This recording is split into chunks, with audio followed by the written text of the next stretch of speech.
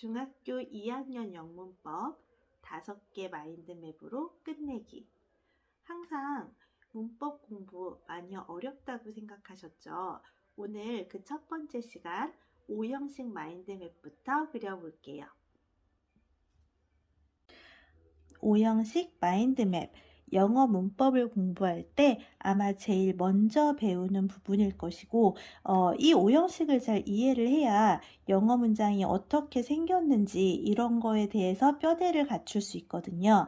그런데 실제로 학생들이 1형식부터 5형식까지 공부할 때 보면 너무 많이 외우려고만 하고 불완전 자동사, 타동사 이런 용어들 때문에 굉장히 어렵게 생각하고 있는 것 같아요. 그렇지만 앞으로 문법을 배우기 위해서 그리고 영어 문장을 보기 위해서 이 5형식은 정말 꼭 알고 있어야 되고 5형식의 대표 문장 정도는 스스로 만들 수 있어야 그 이후에 영어 공부가 훨씬 수월하거든요. 그래서 오늘 선생님하고는 그런 문법 용어를 공부할 게 아니라 실제로 내가 5형식까지 문장을 만들어 볼 수 있는지 내가 영어 문장을 봤을 때 1형식부터 5형식까지 구별이 되는 방법을 먼저 배워보려고 합니다. 자, 일단 마인드맵을 다시 그려볼게요. 영어 문장은요, 주어, 동사, 목적어, 보어, 수식어로 이루어져 있대요. 이게 무슨 말이냐면 요 5개의 자리를 가지고 모든 영어 문장이 만들어진다는 거예요. 어떻게 만들어지냐면 요렇게 생기고 문장이 끝나는 경우도 있고 요렇게만 가지고 문장을 만드는 경우도 있고 이렇게 목적어가 2개가 되는 경우도 있고요. 자, 이쪽에는 보어 하나만 가지고 문장을 만들기도 하고 이렇게 목적어 보어까지 가지고 오기도 하고 이게 영어 문장이 생긴 모양이에요. 절대로 이 모양을 벗어나는 영어 문장은 없다고 보시면 되세요. 그렇기 때문에 영어 문장의 5형식이 중요한 거거든요. 자, 1형식부터 살펴볼게요. 주어 동사만 있으면 돼요. I go. 1형식 맞죠? 그런데 잘못 생각하시는 게 그럼 1형식 문장은 반드시 이렇게 2단어로만 이루어져 있나요? 라고 생각하는 학생도 있어요. 아니요. I go to school. 얘도 1형식이에요. 왜냐하면 여기 나오는 수식어 있죠. 수식어는 어디에도 붙을 수 있어요. 그렇지만 이 수식어 때문에 갑자기 3형식이었던 애가 4형식으로 변하고 그런 일은 없거든요. 수식어는 위치도 자유롭고 형식에는 영향을 미치지 않는다는 사실만 알고 계시면 되세요. 자, 그러면 하나만 더 해보죠. I go to school with my friend. 마찬가지 1형식 문장입니다. 수식어는 형식에 영향을 미치지 않아요. 자, 그러면 그 다음 3형식 가볼게요. 3형식은 여러분들 쉽게 이해하시는 목적어가 있는 문장. I love you 했을 때 you가 누구를 사랑합니까? 너를 사랑하죠. 요런 거를 3형식이라고 합니다. 3형식은 특별히 어려울 거 없으시고요. 그냥 목적어가 있으면 돼요. 을률이 들어가는 문장이 있으면 3형식이다 생각하시면 되시고요. 자, 4형식은요. 내가 줬어. 내 강아지한테 한 뼈다귀를 줬어. 했을 때 아까 3형식과 비교를 해보면 여기서 너를 사랑했잖아요. 그쵸? 내가 준 거는 뼈를 준 거예요. 요 2번째 게 을로 해석이 되고요. 그런데 누구한테 줬는데? 우리 개에게 줬어. 모모에게가 하나 추가되는 게 4형식이라고 생각하시면 되세요. 그래서 우리 학교 시험에서 가끔 나오죠? 4형식을 한번 3형식으로 바꿔볼래 했을 때 이걸 외우기만 하면 너무 힘들어요. 자, 보세요. 4형식은 목적어가 2개인데 얘를 목적어를 하나로 줄이래요. 자, 그러면 1번이 와야겠어요? 2번이 와야겠어요? 당연히 똑같은 을룰이 와야죠. 여기까지 괜찮아요? 자, 을룰이 왔으면 그럼 우리 강아지는 어떡할 건데요? 그쵸? 뼈다귀한테 자기 자리를 뺏긴 억울한 강아지는 뒤로 가면서 그냥 가지 않죠. 나도 뭐 좀 줘. 그죠? 전치사를 달고 뒤로 빠집니다. 그래서 이렇게 되면 마이 더그가 전치사를 달고 이렇게 뒤로 가면 얘가 바로 수식어가 되어버리는 거예요. 자, 그리고 학교 시험에 이제 for를 쓰는 경우, 오브를 쓰는 경우 외우세요 하잖아요. 그쵸? 우리 오늘은 for를 쓰는 경우에는 MBC 3개만 외울게요. 자, 만들어주고요.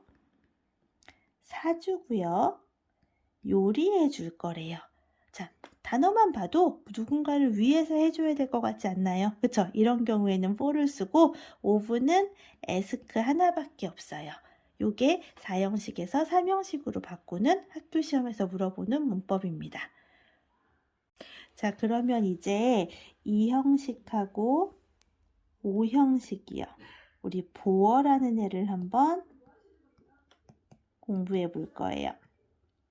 보어는요, 실제로 목적어보다는 조금 어렵죠. 그쵸? 목적어는 그냥 을룰로 해석하면 목적어구나, 뭐, 뭐뭐에게 뭐뭐 을룰이면 목적어구나, 뭐, 어렵지 않은데, 보어는요, 잘 안 보여요. 자, 예를 들어서, 나는 행복합니다. 보어 한번 찾아볼까요? 자, 보통은 다 행복합니다가 동사라고 얘기를 하는데 우리나라 말은 그쵸? 행복합니다가 동사일 수 있는데 영어는요. 나는 상태입니다. 행복한으로 한번 나뉘게 돼요. 요게 보어거든요. 그래서 우리나라 학생들한테 이 보어가 좀 어려운가 봐요. 선생님도 실제로 이 보어가 도대체 뭐야? 보충 설명이 뭔데? 이런 거 되게 힘들었었거든요. 이 보어라는 애는요, 누구랑 관계가 있냐면 얘랑 관계가 있어요. 나는 행복합니다면 내가 행복한 거예요.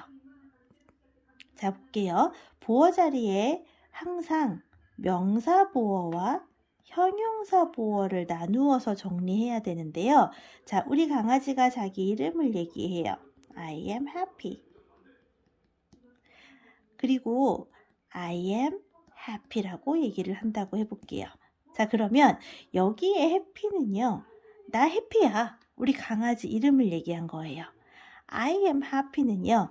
내가 지금 되게 행복한 상태야. 이렇게 얘기하는 거거든요. 그래서 보어 자리에만 요 5개 자리 중에 나머지는 자리가 분명하거든요. 주어 자리에는 명사 들어가서 살고 동사 자리엔 당연히 동사 들어가서 살고 목적어 자리에서도 명사가 들어가서 사는데 보어만 명사와 형용사가 같이 사는 집이에요. 그래서 항상 보어를 얘기할 때는 명사 보어, 형용사 보어를 나누어서 생각하셔야 돼요. 자, 5형식이요. 막 5형식 보자마자 머리 아파요 하는 친구도 있을 것 같은데, 그죠? 5형식 어려워요. 어려운데, 일단 오늘은 간단하게 5형식은 이런 거야. 그 간단한 문장만 한번 만들어 볼게요. 자, 우리 아빠가요. 나한테 이름을 지어줬는데요. 해피라고 이름을 지어준 거예요. 우리 강아지 얘기. 자, 강아지한테 해피라는 이름을 아빠가 지어주신 거예요. 자, 나랑 해피 똑같은 사람 맞죠? 똑같은 강아지. 자, 그러면 아까는요. 나는 해피예요 라고 우리 강아지가 얘기했을 때는 해피가 주어였어요. 근데 여기서는요. 아빠가 나한테 해피라는 이름을 만들어줬어요 했을 때 이 해피는요. 목적어와 똑같은 애예요. 요 차이가 2형식하고 5형식의 차이예요. 뭐 주격 보어, 목적격 보어 뭐 이런 얘기 들어보셨죠? 그런 거보다 일단은 얘는 목적어랑 관계되어 있는 애, 얘는 주어랑 관계되어 있는 애. 차라리 대표 문장을 외우시는 게 이해가 더 편하실 거예요. 자, 2번째요. 아빠가 나한테 이름도 만들어줬는데 나를 항상 행복하게 해주네요. 그는 나를 행복한 상태로 만들어줍니다. 여기도 마찬가지 주어가 행복한 게 아니라 목적어가 행복한 거예요. 자, 우리 이거 한번 한국말로 해석을 써볼까요? 그는 나를 행복하게 만들어 주었습니다. 자, 요것 때문에 학교 시험에 문제가 생기는 거예요. 자, 우리 뭐뭐 하게는 뭐라고 배웠습니까? 부사라고 배웠는데 이 오형식의 형용사가 우리나라 말로 바꿔버리면 이렇게 부사처럼 해석이 되어버려요. 그래서 학교 시험에서 아주 많이 물어보는 것 중에 하나가 요 자리에 자꾸 부사를 넣죠. 그래서 이거 맞니 틀리니 많이 물어보는데 여러분 이거 맞아요, 틀려요? 틀리죠. 그쵸? 우리 보어 자리에는 명사랑 형용사만 산다 그랬잖아요. 그래서 영어 문장을 보시면 그는 만들어줍니다. 나를 행복한 상태로 이렇게 나누어서 보셔야 돼요. 자, 1형식부터 5형식까지 대표 문장 그려보시나요? 지금 노트에다가 스스로 한번 대표 문장을 만들어 보세요. 이렇게 한번 만들어 놓은 5형식은 절대 잊어버리지 않을 겁니다.